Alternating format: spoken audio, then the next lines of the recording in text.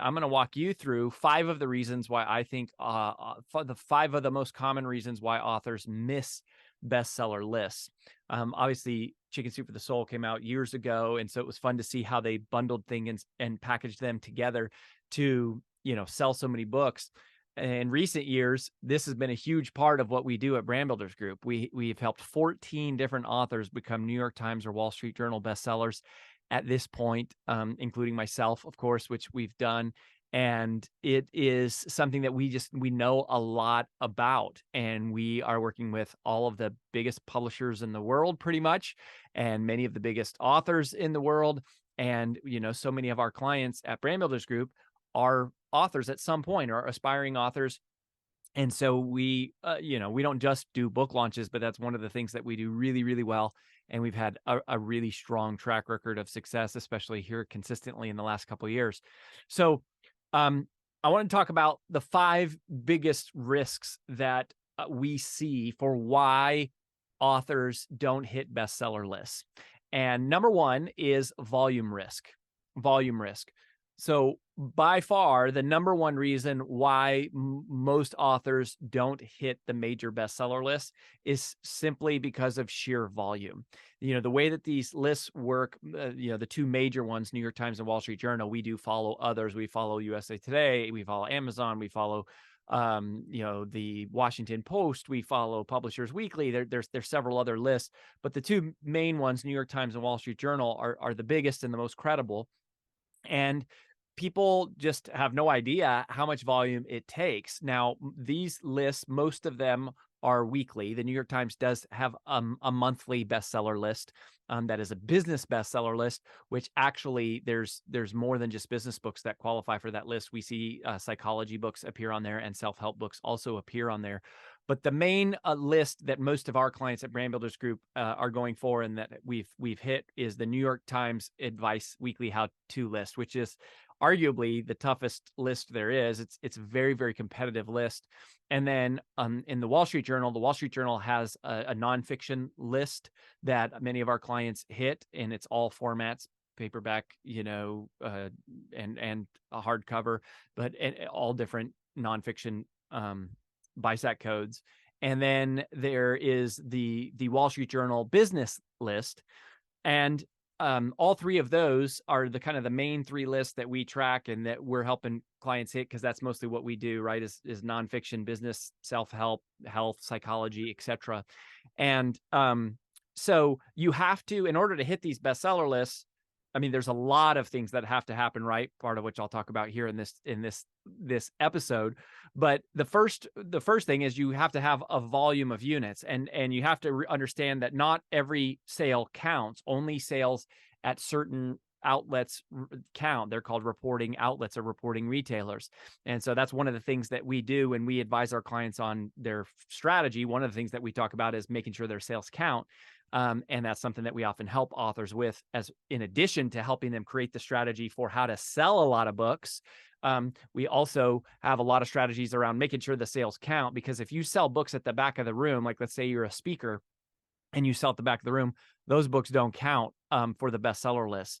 They have to be sold through reporting retailers. And that's a whole puzzle and game in and of itself. But the way that these bestseller lists work is they are weekly lists. And so they are the number of units sold through all, reporting retailers within a certain period and window. And usually that is 1 week.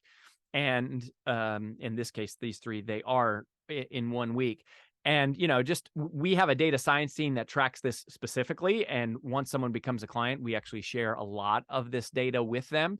The actual specifics, I'll give you some broad numbers here, though. But, roughly, to make a run at a New York Times bestseller, you roughly need to have around 15,000 units in a week.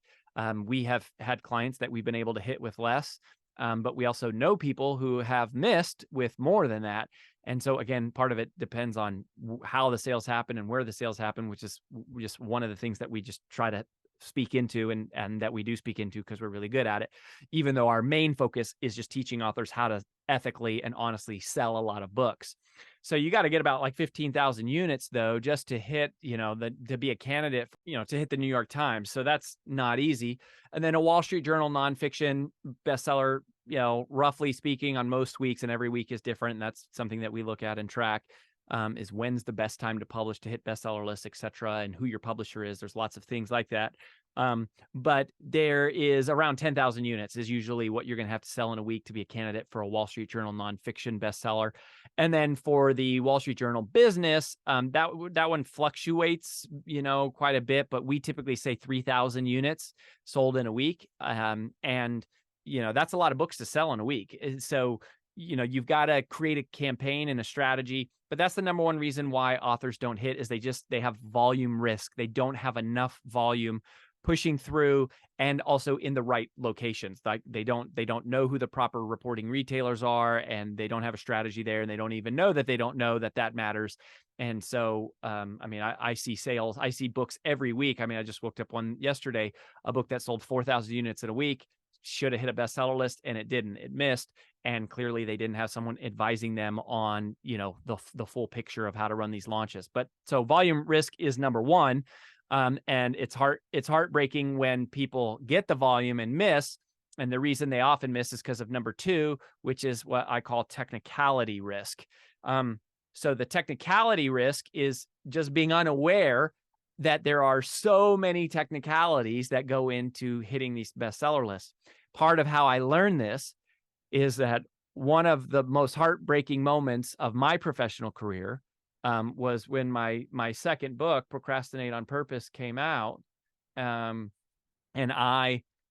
we sold several thousand units. We should have been, and we expected to be, a number one Wall Street Journal bestseller, which we were with Take the Stairs, my first book, and I sort of fully expected to do that. And we sold the units, and then the bestseller list come out, and not only did we not hit number one, we weren't on the list at all. And that is part of what sent me down a journey of discovery, because it was gut-wrenching and heartbreaking.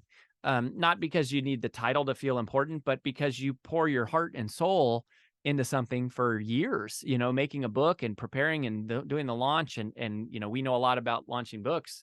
And this was at our former company, but so we weren't in the business of teaching people how to do this.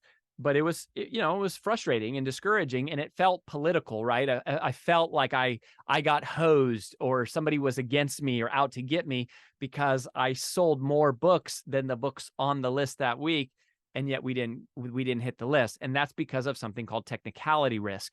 There are many different technicalities that have to be accounted for, and one of them, as an example, is something called your BISAC code, BISAC. And so BISAC code is something that most authors don't even know about or don't even think to look at. Now, BISAC code stands for Book Industry Standards and Communications. And what it is like the way that the industry organizes and categorizes books, right? There's so many books, thousands of books, probably every month or maybe even every week that are coming out. And so these books get organized by category, and the industry categorization method is called the BISAC code. And the BISAC code is the official category that your book is in. Well, for example, when it came to the Wall Street Journal bestseller list, what was so painful was that my second book was not properly categorized, and it was categorized as a self-help book, and really it's a business book. Well, why did that matter? It mattered because self-help books never show up on the Wall Street Journal business bestseller list, regardless of how many units they sell. So I did all of this work. Our team did all of this work. We pour our heart and soul into it. Our clients are rallying to support us. We're launching this book out into the world. We execute everything, and we miss the list on a technicality. It was heartbreaking, right? And, that book never took off like my first book, Take the Stairs, took off. And my first book continues to sell really, really well. Now, Procrastinate on Purpose, my second book, has sold fine. I've earned out my advance. I get royalty checks. We sell, 100+ copies every week still, but it never took off like Take the Stairs. And part of it, I think, was because we lost a lot of that momentum of the bestseller and all the buzz. And it was because of an avoidable technicality. And yet no one brought it up to me. No one ever mentioned. My literary agent, my publisher, my editor, our marketing team, like our PR team, no one brought it up. I don't know that they knew to bring it up. I didn't know to bring it up. And so that's a part of where I started exploring this. And then ultimately, when we exited that business and started Brand Builders Group, one of the services that we started providing was book launch, consulting and coaching, and teaching people how to not only sell the books, but how to make sure their book sales count for the list and that you don't lose out to technicality risk. That's only one type of risk. There's other types of technicalities, geographic, there's publisher risk.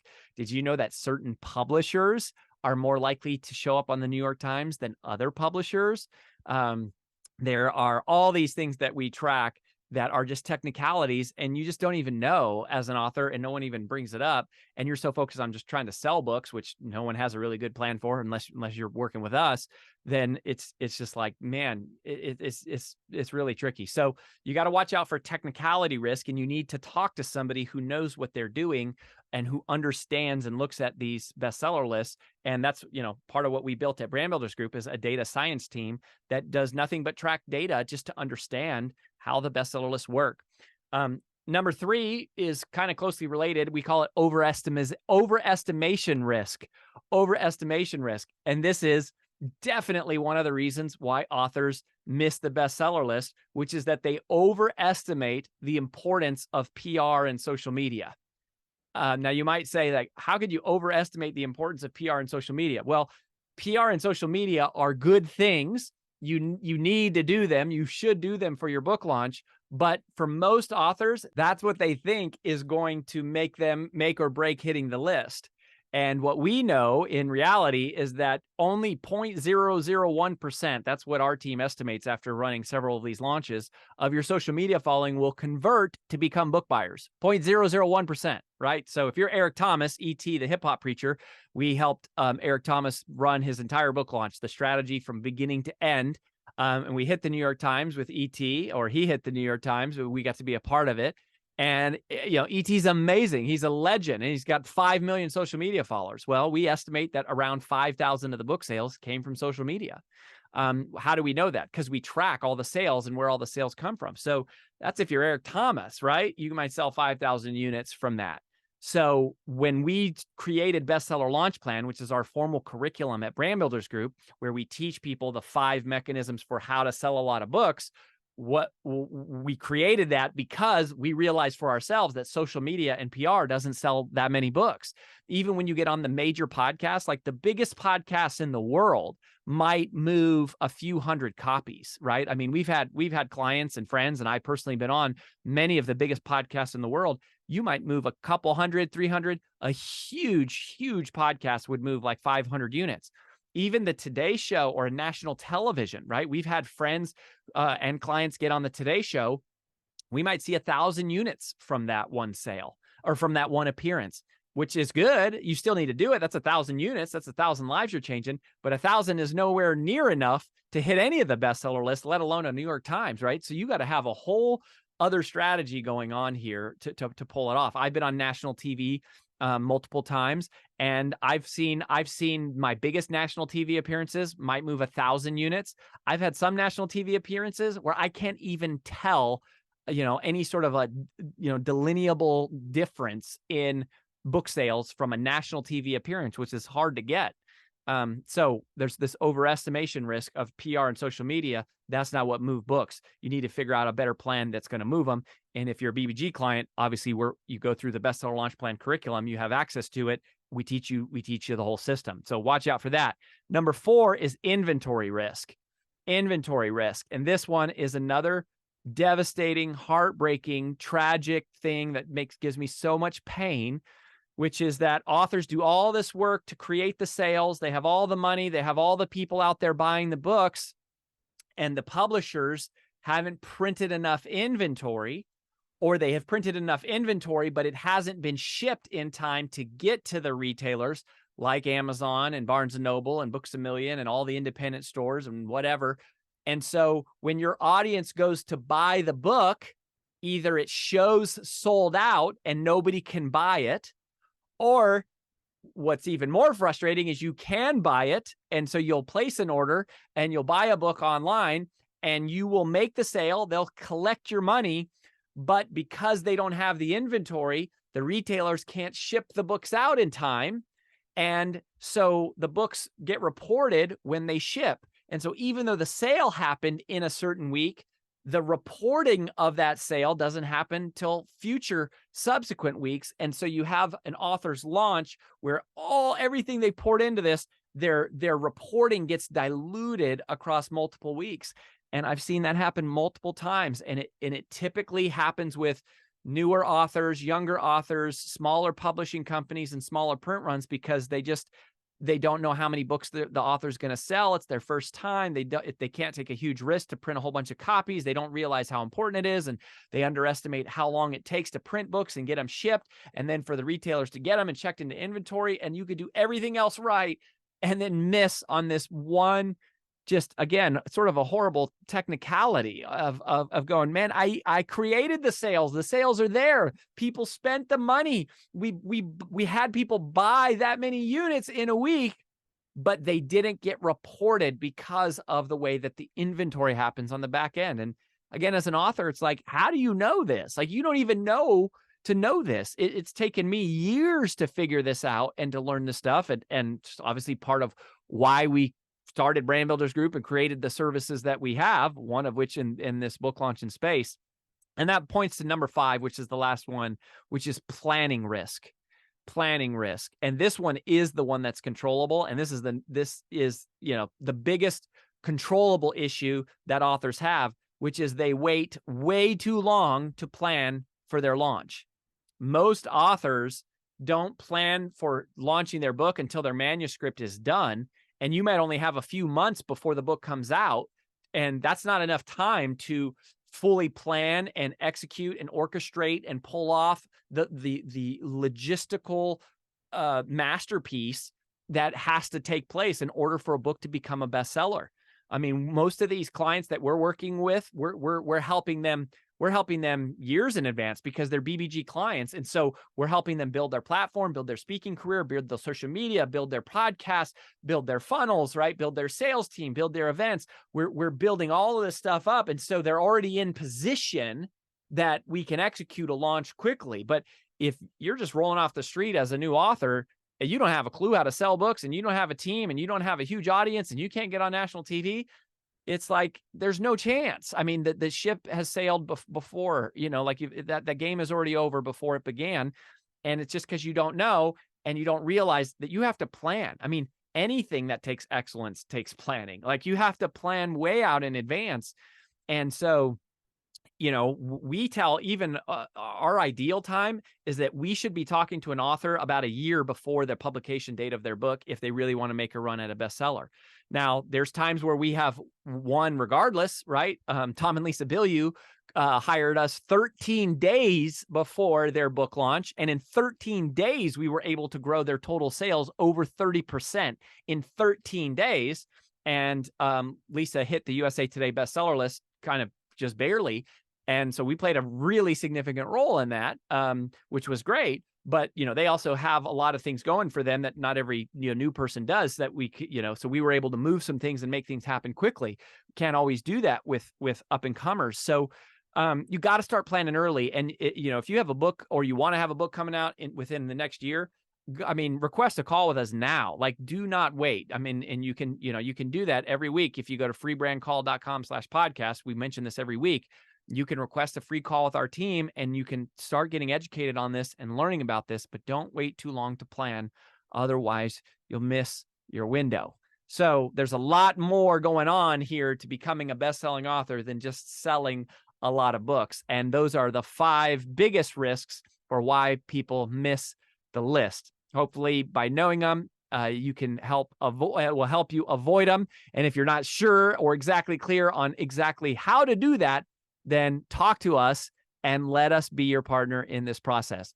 Share this episode with an author that you know, or someone who's an aspiring author, or someone who has a book coming out. This is a must listen to, must see episode if someone is an author. This can be life-changing information. So I hope you'll share that with somebody who is on that path. Thanks for being here. We'll catch you next time. Bye-bye.